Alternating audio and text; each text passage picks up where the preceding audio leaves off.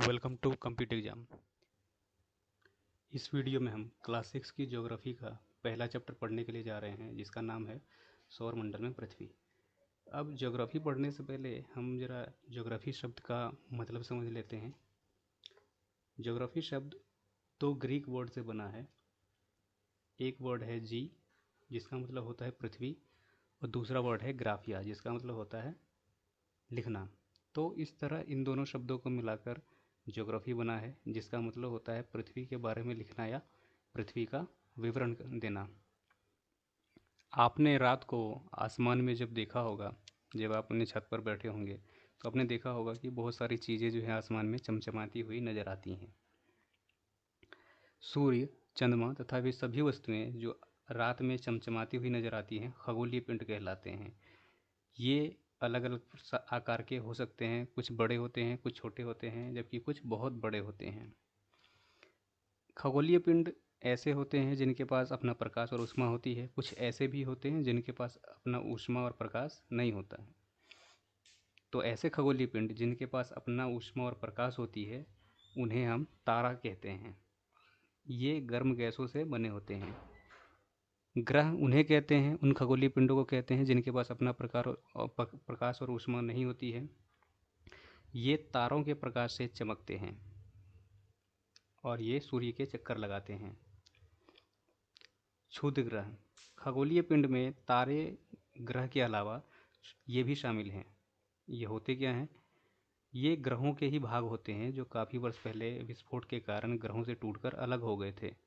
ये मंगल और बृहस्पति की कक्षाओं के बीच पाए जाते हैं। बात करते हैं अब उपग्रह की, जिन्हें इंग्लिश में हम सैटेलाइट कहते हैं। ऐसा खगोलीय पिंड जो ग्रहों के चारों ओर चक्कर लगाता है, उन्हें हम उपग्रह कहते हैं।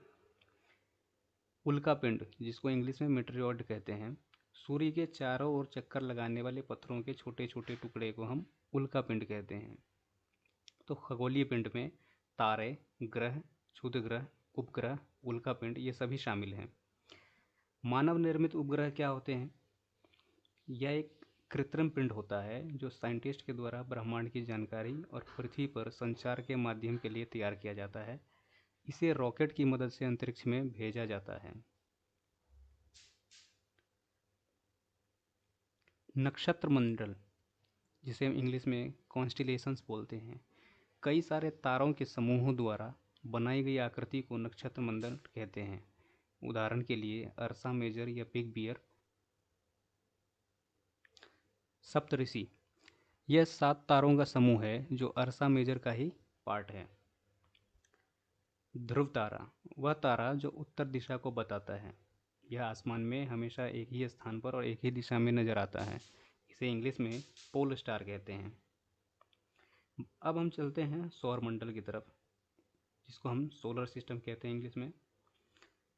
सूर्य, 8 ग्रह, उपग्रह तथा कुछ अन्य खगोलीय पिंड जैसे कि क्षुद्र ग्रह एवं उल्का पिंड, ये सभी मिलकर सामूहिक रूप से सौर मंडल कहलाते हैं। इसे सौर परिवार भी कहते हैं। इस परिवार का मुखिया सूरज होता है। सूर्य सौर मंडल के केंद्र में स्थित है। यह काफ़ी बड़ा है तथा गर्म गैसों से बना हुआ है। इसके अंदर एक खिंचाव बल काम करता है, जिससे ये सभी ग्रहों को बांध कर रखता है। यह पृथ्वी के सबसे नज़दीक का तारा है। सूर्य से पृथ्वी की दूरी लगभग 15 करोड़ किलोमीटर है। प्रकाश की चाल 3 लाख किलोमीटर प्रति घंटा है, जिसे सूर्य से पृथ्वी पर पहुंचने में लगभग 8 मिनट का समय लगता है। ये देखिए, ये है हमारे सौर मंडल का चित्र। इसमें जो सबसे बड़ा गोला आपको दिख रहा है चमकता हुआ, ये सूरज है। बाकी जो ये सभी 8 ग्रह हैं, इनके बारे में एक एक करके हम जानेंगे। एक चीज़ और देखिए, इसमें ये जो आपको पतली पतली चमकीली लाइन दिख रही हैं, ये कक्षा है। कक्षा मतलब एक ऐसा पथ जिस पर ये सभी ग्रह सूर्य के चारों ओर चक्कर लगाते हैं। ग्रहों की कुल संख्या 8 है। सूर्य से दूरी के क्रम में वो निम्नलिखित हैं। सबसे पहला आता है बुध, जिसे इंग्लिश में मरकरी कहते हैं। बुध सूर्य के सबसे नज़दीक है। उसके बाद आता है शुक्र, जिसे इंग्लिश में वेनस कहते हैं। ये सूरज के बुध के बाद दूसरा सबसे नज़दीक का ग्रह है। हमारी पृथ्वी तीसरे स्थान पर आती है। मंगल चौथे स्थान पर आता है, उसके बाद बृहस्पति, फिर शनि, यूरेनस और नेपच्यून। कुछ समय पहले तक प्लूटो को 9वां ग्रह का दर्जा प्राप्त था, लेकिन वर्ष 2006 में इसे बौने ग्रह की श्रेणी में डाल दिया गया है। तो अब टोटल 8 ही ग्रह हैं। बुध, यह सूर्य के सबसे नज़दीक का ग्रह है तथा आकार में सबसे छोटा ग्रह है। यह सूरज का एक चक्कर, जिसे परिक्रमा कहते हैं, 88 दिनों में पूरा करता है तथा अपने अक्ष पर एक घूर्णन 59 दिन में पूरा करता है। जब भी कोई ग्रह सूरज के चक्कर लगाता है तो उसे परिक्रमा कहते हैं, और जब ग्रह अपने अक्ष पर एक चक्कर लगाता है तो उसे घूर्णन कहते हैं। आप ये याद रखिए कि जो ग्रह हैं वो अपने अक्ष पर तो घूमते ही हैं, साथ साथ वो सूरज की परिक्रमा भी करते हैं। शुक्र, यह सूर्य से दूसरा सबसे नज़दीक का ग्रह है। इसे पृथ्वी का जुड़वां ग्रह या जुड़वां बहन के नाम से भी जाना जाता है, क्योंकि यह आकार और आकृति में पृथ्वी के ही जैसा है। अब हम बात करते हैं पृथ्वी की। यह सूर्य से दूरी के अनुसार तीसरा तथा आकार में 5वां सबसे बड़ा ग्रह है। पृथ्वी अपने ध्रुवों पर चपटी है, इसी कारण इसका जो आकार है उसको भूआभ कहते हैं, जिसका मतलब होता है पृथ्वी के समान आकार वाला। पृथ्वी पर ही जीवन है, क्योंकि जीवन के अनुकूल जो भी परिस्थितियां हैं वो यहीं पर उपलब्ध हैं, जैसे कि ऑक्सीजन, जल, पानी, मिट्टी इत्यादि। इसे नीला ग्रह के नाम से भी जाना जाता है, क्योंकि अंतरिक्ष से पृथ्वी नीली दिखती है। ऐसा पृथ्वी पर पानी की उपस्थिति के कारण होता है। पृथ्वी की सतह के 2/3 हिस्से पर, यानी पृथ्वी के 75% भाग पर पानी है। पृथ्वी सूरज का एक चक्कर 365 दिनों में लगाती है, जिसे परिक्रमा कहते हैं। ये अपने अक्ष पर भी घूमती रहती है, जिसको घूर्णन कहते हैं, और ये 24 घंटे में एक चक्कर अपने अक्ष पर घूम लेती है। इसी वजह से पृथ्वी पर दिन और रात होते हैं। मंगल को लाल ग्रह भी कहा जाता है। चंद्रमा, ये हमारी पृथ्वी का एकमात्र उपग्रह है। जिस तरीके से ग्रह सूरज के चक्कर लगाते हैं, उसी तरह जो उपग्रह होते हैं वो ग्रहों के चक्कर लगाते हैं। चंद्रमा एक पृथ्वी का उपग्रह है। पृथ्वी के अलावा भी और भी कई सारे ग्रह हैं जिनके अपने अपने उपग्रह हैं। चंद्रमा पृथ्वी से 3,84,000 किलोमीटर दूर है। इसका व्यास पृथ्वी के व्यास का 1/4 है। यह पृथ्वी का एक चक्कर 27 दिनों में पूरा कर लेता है और इतने ही समय में अपने अक्ष पर एक चक्कर भी पूरा करता है। इसकी सतह पर पहाड़, मैदान तथा खड्डे हैं। चंद्रमा पर जीवन संभव नहीं है। जिस रात को आसमान में चांद पूरा दिखाई देता है उस रात को पूर्णिमा की रात कहा जाता है। इंग्लिश में उसे फुल मून नाइट बोलते हैं। इस रात को चांद बड़ा तथा पूरा गोल दिखाई देता है। ये महीने में एक बार होता है। अमावस्या, जिस अंधेरी रात को चांद आसमान में नहीं दिखाई देता उसे अमावस्या की रात कहा जाता है। यह घटना भी महीने में एक बार होती है। जब पूर्णिमा होता है, पूर्णिमा के रात में क्या होता है, चांद अपने सबसे बड़े आकार में होता है। उसके बाद फिर जो है अगली रात से चांद का आकार घटता चला जाता है और 15वें दिन जो है इसका आकार बिल्कुल छोटा हो जाता है, बल्कि ये दिखता ही नहीं है, जिसको हम अमावस्या के नाम से जानते हैं। फिर अमावस्या की रात के अगली रात से चंद्रमा का आकार धीरे धीरे बढ़ने लगता है। 15वें दिन ये अपने पूरे आकार में दिखाई देता है।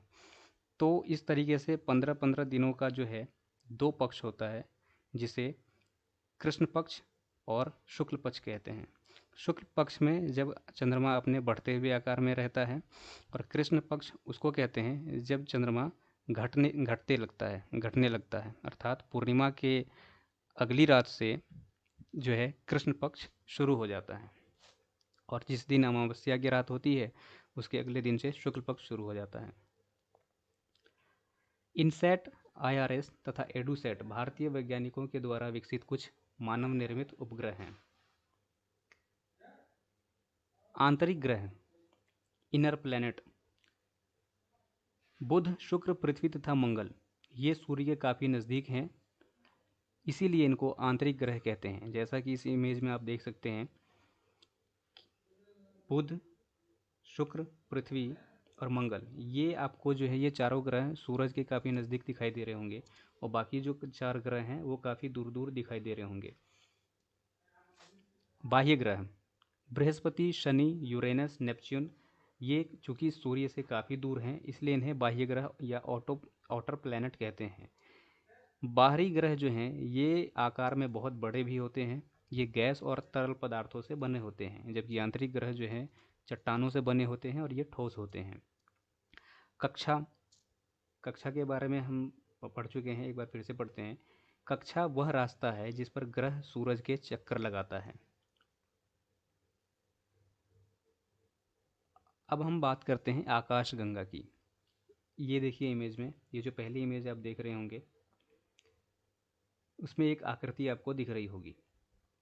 आकाश में लाखों तारों के द्वारा दूर तक फैली चौड़ी पट्टी आकाशगंगा कहलाती है। ये आपको सफ़ेद सफ़ेद नज़र आ रहा होगा।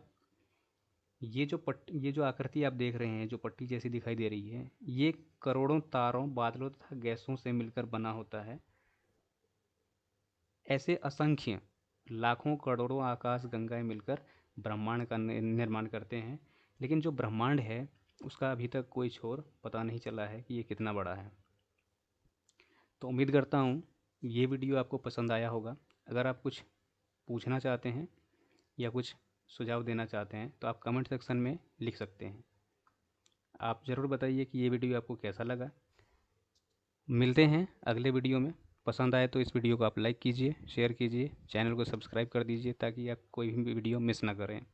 Thank you.